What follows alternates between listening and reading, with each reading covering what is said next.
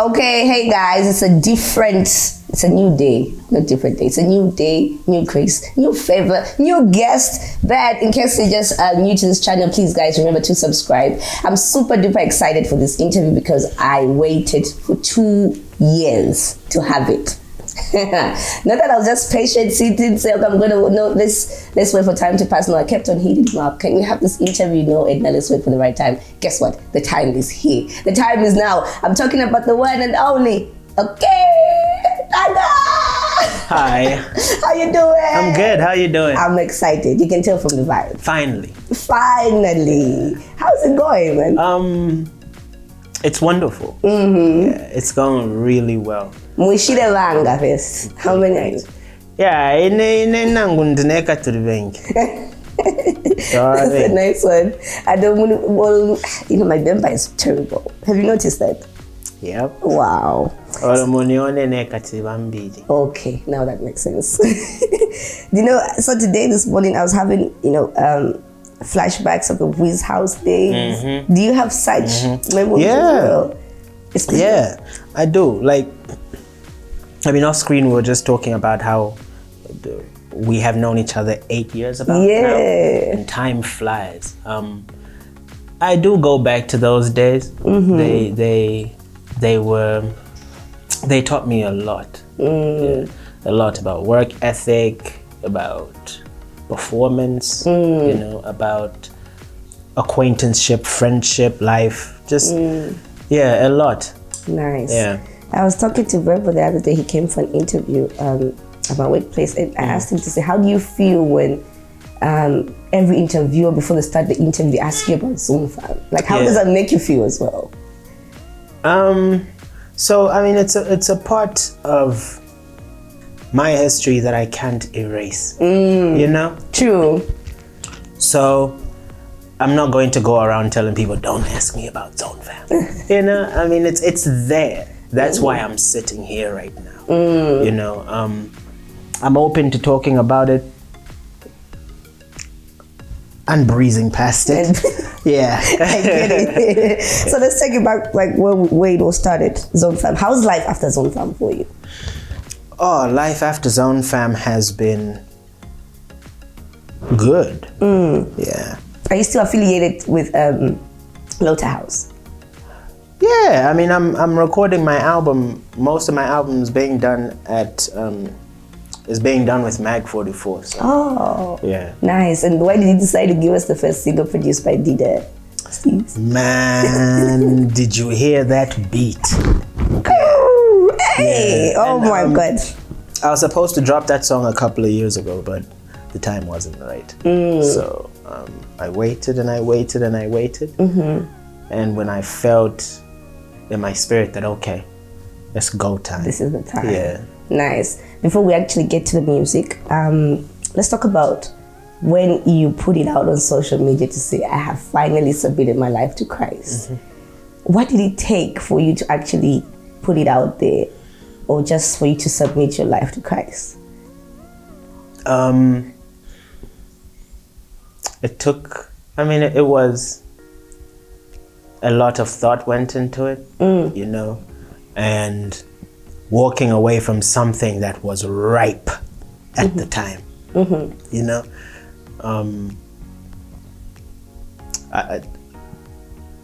some people looked at me like, what are you doing? Yeah. Right now, ZMB is ZMB, bro. What are you doing? Yeah. But everybody's, every individual's journey is different. And at that point, mine had to be submitted to God, So I actually wasn't going to announce. Hosters who said, no, you need to announce because the guys need to put out more music. And if the guys start to put out music and you're not on it, the people will start asking questions.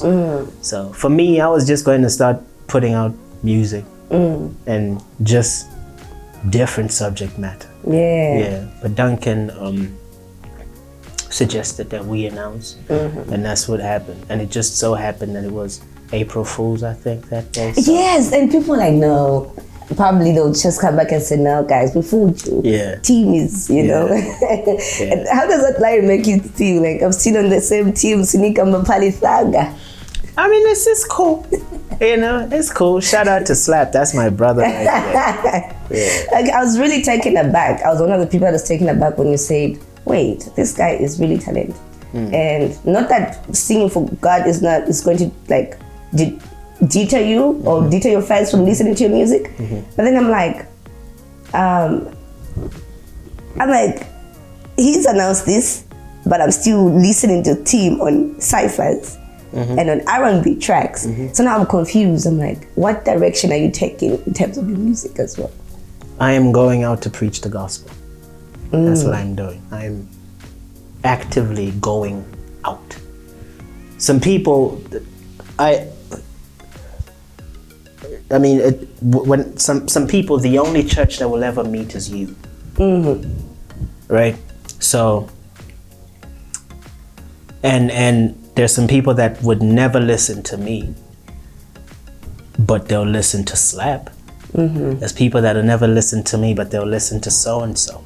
You know what I mean? And those people need to hear about the goodness of God and the grace of God.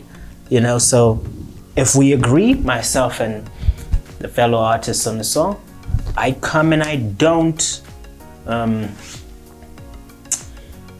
negotiate my stance. And everybody I've worked with respects that. I'm coming on this song to minister. You know, so, yeah. Is that why we hear you on the love track there? I mean, there's this conversation around the gospel and love song. Let's address that. This conversation around gospel music and love songs. And also gospel artists working with secular artists as pin guys. How can you describe God and not mention love? God, we say God is love, right? God is love. So how then are you going to try and separate God from what's possibly his greatest attribute? Right? I mean, we should marry the two. God is love. And he says, love your neighbor. He loves me. Right? And I'm going to express that love artistically in whichever way he moves me to do. So, I mean, I don't understand why people talk about how you shouldn't do love songs as a minister of the gospel. It doesn't make sense. I mean, what are you ministering? The whole thing is about love. Yeah. So, it's either you're saying about your love for God, the love God has for you, your love for the next person, your love for family, your love for your significant other, your love for your friends, your love for your pets, whatever it is. Right? That is God flowing through us. So other people get to experience the joy and the peace that comes with feeling a love that surpasses all understanding. Yeah. Nice. So when you decided to take this turn in your life, did you kind of like maintain the same association? Like the people around you, were they still the same? Yeah, I mean, I've life as you go, as you live, as you grow. Some relationships grow, some don't. You know, it doesn't mean people are bad people or you're the bad person. Some things just run their course. You know, so my closest friendships got closer, and some of the acquaintances fell off along the way, but really the backbone of my friendships, everybody stuck around. Nice, interesting. So I've kind of like witnessed people giving the top 5 rappers in Zambia, and your name is usually common on that list. The fact that you don't saturate us with so much music, but you're still in people's minds, what does that make? Like, how does that make you feel? How do you feel about that? What do you have to say about that? Really? To me, I can't explain it. You know, which is just another thing that really just assures me that God is real. God is there for me, and he looks after me. Yes. And there's a mission. I have a mission. He has given me a plan, you know, and something that I have come on this earth to do, and that's what I would do. I don't understand why people differentiate me from the next musician. We do the same thing, right? But I appreciate it. I'm thankful and grateful to God, and I love what I do. I love playing with words and seeing the people take it well. Just gives me that extra boost of confidence. When did you realize you have this gift in you? The gift to just do music, to speak through music? Okay, I think I was about... So let's take it back. Hip hop raised me, like many other people from my generation. You know, boombox is playing at night, the lights are off, you're about to sleep, the radio's playing, they have hip hop on there. And the very first cassette tape that I ever bought was DMX, Flesh of My Flesh, Blood of My Blood. And my cousin got and then there was X, right? So, and those came out the same year, I think 98. So we played those and abused those, and growing up in a home with a single parent, the music or hip hop became a father figure. You know, so what the rappers were saying in the music is what started to groom me and shape my worldview, shape my view on politics, on women, on love, on money, on friendships. You know, it's only when you grow that you realize what you were taking in, you know, and how much of it you were taking in, because it raised men to be some good men, but also it's not the best parent. It's not the best teacher. Music has been a part of me for as long as I can remember. Outside of DMX, I used to dance quite a lot. We had these Michael Jackson tapes, VCR tapes. Yeah, and I used to dance quite a lot. I still do in the shower by myself and nobody's watching. But yeah, I've been around music for as long as I can remember. I wrote my first rap, I think 13, 14. Wow. And that's the first time I got into a studio to record. And it's been history since. It's been amazing, eh? Yeah. Okay, so now I know we've kind of like known each other for 8 years, but we don't talk on a regular basis, and we don't really have conversations about religion. So let's assume I'm someone who's not familiar with religion and I haven't had an encounter with God. What would you say to me? Or what would you tell me that would make me draw my attention to God? The Bible is your best friend. The Bible is there for all the black and white.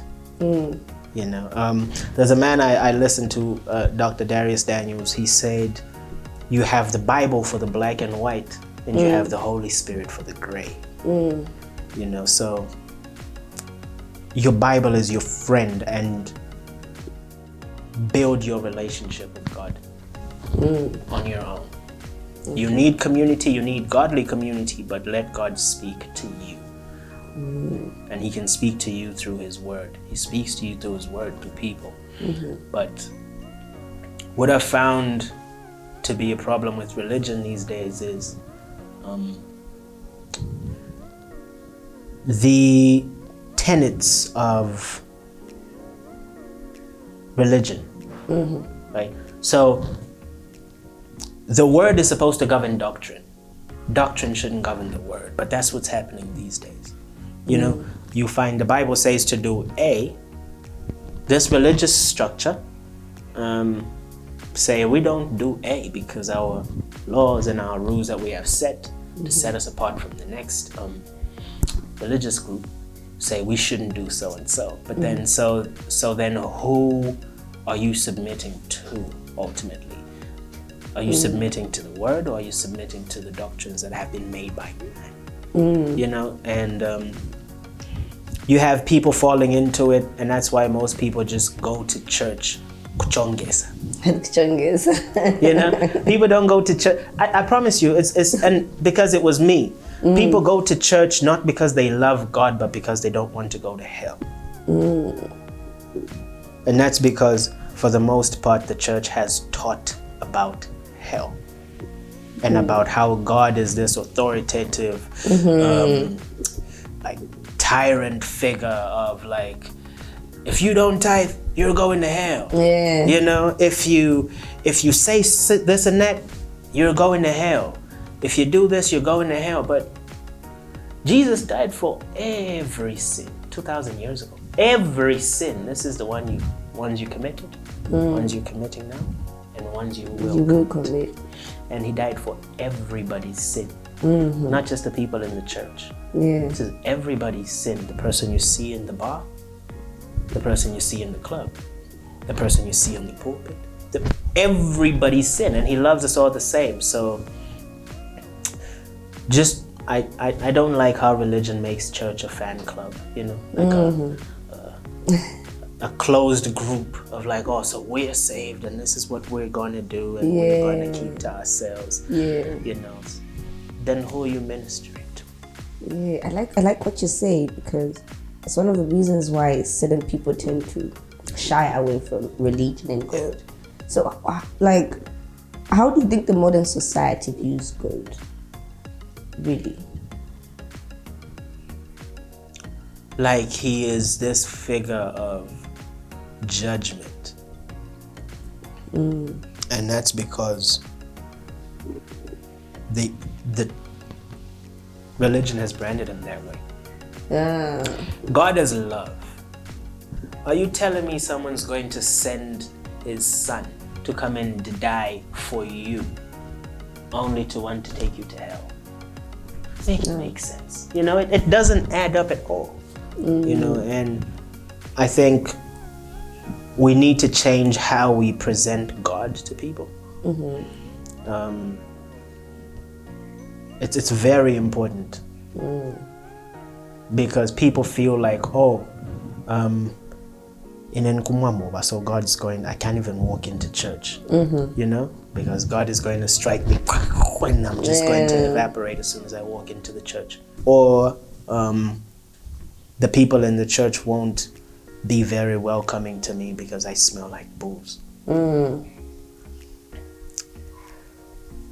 And it's sad because we use these things and we look at these things, we judge people using them, right? Yes, this person's an alcoholic and you can see it, right? Yes, they're a drug abuser, you can see it. But you're greedy. You're in the church. You're greedy. You deal with lust. You deal with envy. You're a jealous person. Because your issues that you deal with are not as visible as the next person, doesn't give you the right to start looking at the next person. Sin is sin. True. If you can sit in the church, right, and be greedy and you're human, look, this is flesh. It's sinful.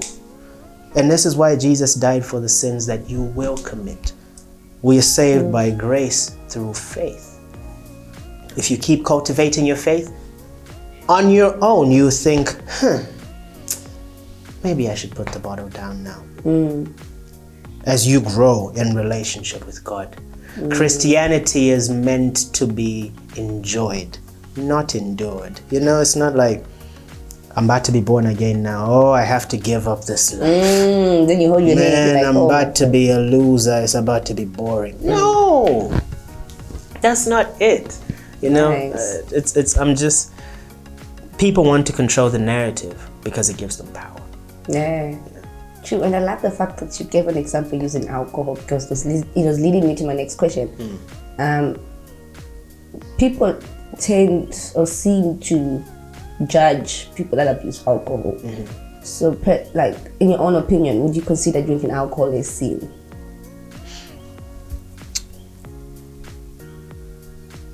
The people back in the day, in the Bible times, they mistook Jesus for a drunkard. Okay? That doesn't say whether or not he used to drink, but it just says he wasn't judgmental with who he was around. You get what I'm saying? So I'm in no position to say this is a sin, don't do that. This is a sin, don't do that, because I am equally just a human being dealing with my own issues. Okay. You know, so I don't want to get on a high horse and talk down on the next person who's dealing with alcohol abuse.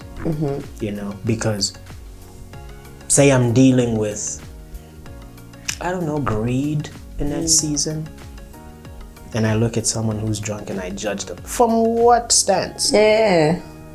In what capacity? Yeah, I understand. Yeah. I understand. When did you get your tag? Okay.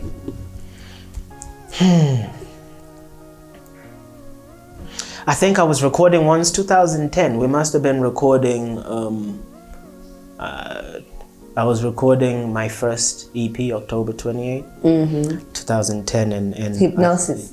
No, Hypnosis was 2013 at Are you Wiz House. serious? Yeah. October 28th was 2010. And I think Jay was recording me and he said something, so I was just like, okay. And it sounded good. So I'm like, wait a minute. This is the word. So that's how that came about. I don't know, for some reason, I think there was a song that Zonfam had released and you're the only one missing on it. Slow-mo? Slow-mo, yes. I'm like, With Ice Prince and Patrick. yes. I'm like, could it be that Thugga is the weakest link? Why did you make it on that one? Because, see, look, that song was done late 2014. And the guys and I had already discussed that I would exit the group. By the time the announcement was being by the time the announcement was being made on the 1st of April 2015, we had already gone through this, you know, already decided, oh, what's the next single? What is this? What is that? Okay. Yeah. So there's no way I was going to be on that one. But I was there when the guys were recording. Yeah, I mean. Yeah. Okay. And then, I can't say okay because the owner is here now. Okay. Lately, before I get to that one, we're talking off air to say, at least those days I could meet you at events, you know, come together. But then we can't see Thugga anywhere anymore. Yeah, incognito. I don't know. Firstly, I have developed such a social anxiety. I feel uneasy when I'm out in a place and there's lots of people. So I stay home. I stay home. I stay home, go to studio. Oh, Yeah. nice. But I mean, I'm still here. You'll see me, right? And you'll get the music now. The music is coming. Yes, we need the music, please. Yeah. And also, I've noticed one thing. You've engaged your fans into mental health conversations on your social media platform. Where is that coming from? Having dealt with depression, I know what it feels like. What To period? suffer in silence. What period did you suffer from depression? I've had like stints with depression yearly since like, I say 2014, 2015, 2016, 2017. You know, you're always in and out. You do these little stints and, you know, all of a sudden you're staying in bed all day. And this is the thing, you need to learn your triggers. You need to learn how your body reacts when you start to go through things like that. For me, I stay in bed all day. All day, and the day is just going to pass by. You just in bed. Yeah, and I know I need to write, and I have so much stuff that I want to write, and it's there. But I'm just like, nah, bro. You know, so coming from that place where I dealt with so many things, so many reasons for having these back and forths with depression, I have seen that it's like the elephant in the room. So many of us suffer from depression. But we all just suffer in silence. I don't know if it's like embarrassing or... I feel society these days views people, especially guys, that come out and say, I am depressed. It's like, you're weak. But this is what I've been saying to men now. The ultimate strength is in vulnerability. And most of us grew up being told, men don't cry, boys don't cry. Boys don't cry, yeah. Toughen up. So where do you let those emotions out? You start to bottle things in. And you bottle things in, and they will weigh you down. From the time you're a kid, they stay, because what we don't realize is children's emotions are valid. And there are things that happened to you when you were a child that someone else may have thought were insignificant, but they have stayed with you, or something that they say to you, but it stayed with you, right? And you've grown up with that, like, did they really just say that to me when I was 7 years old? Your emotions were valid. And those things start to grow, and they bear fruit in such a terrible way. A terrible way. Men need to show their emotion. You're not a robot. You know, so if you're going through something, please talk to someone. Talk to someone. I've been engaging the people on my socials. Yeah. About mental health, and just feeling like,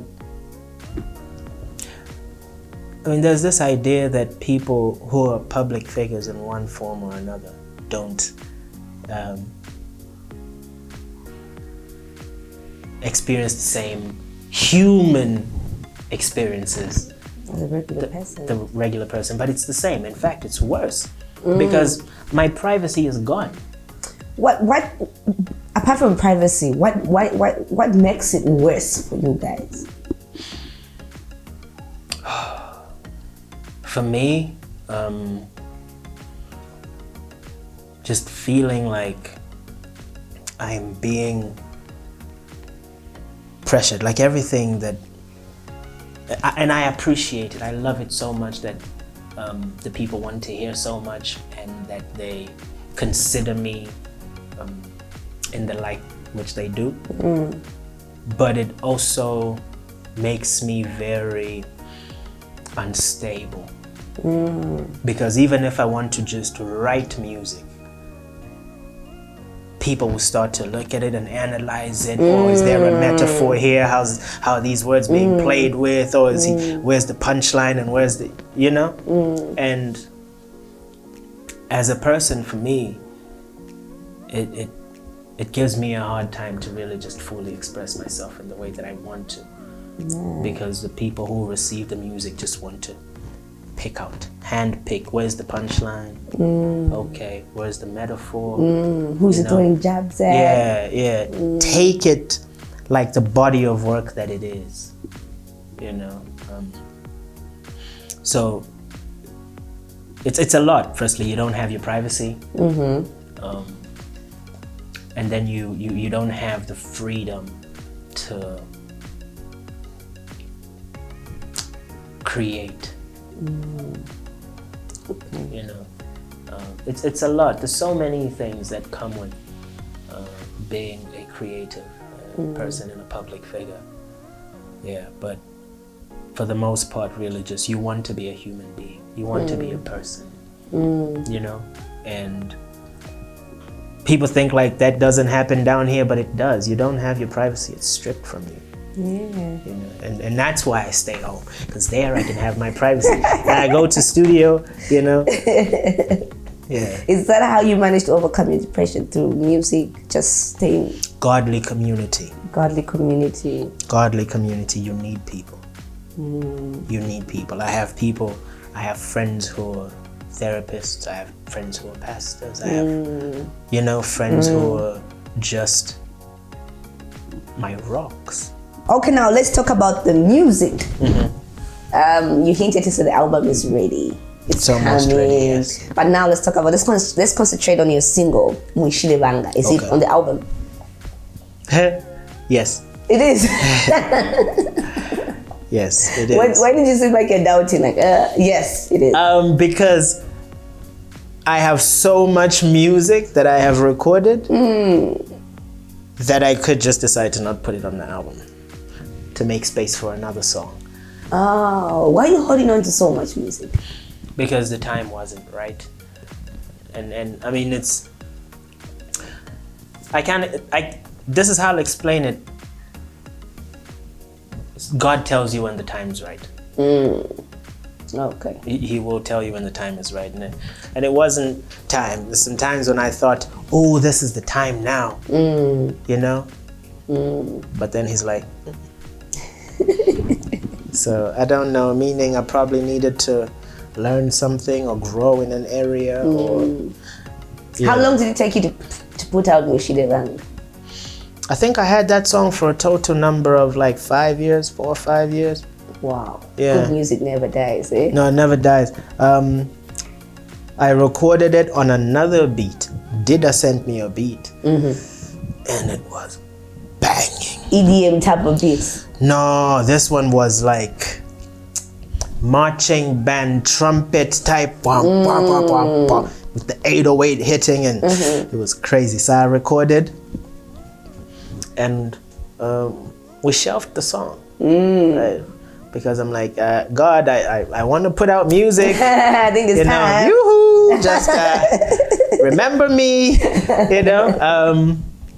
But as time went on, he messaged me and said, yo, this beat sounds old to me. So send me the acapella. So I sent him the vocals and then he sent me this beat, bro. I'm just like, what? Yeah. Nice. And when you're listening to the song alone without watching the visualizer, you think you're asking people to say Mushide Ranga, like how many are you guys? But in the actual sense, you're talking about depression, anxiety, greed, jealousy, hatred. Where did that concept come from? First John 4 chapter 4.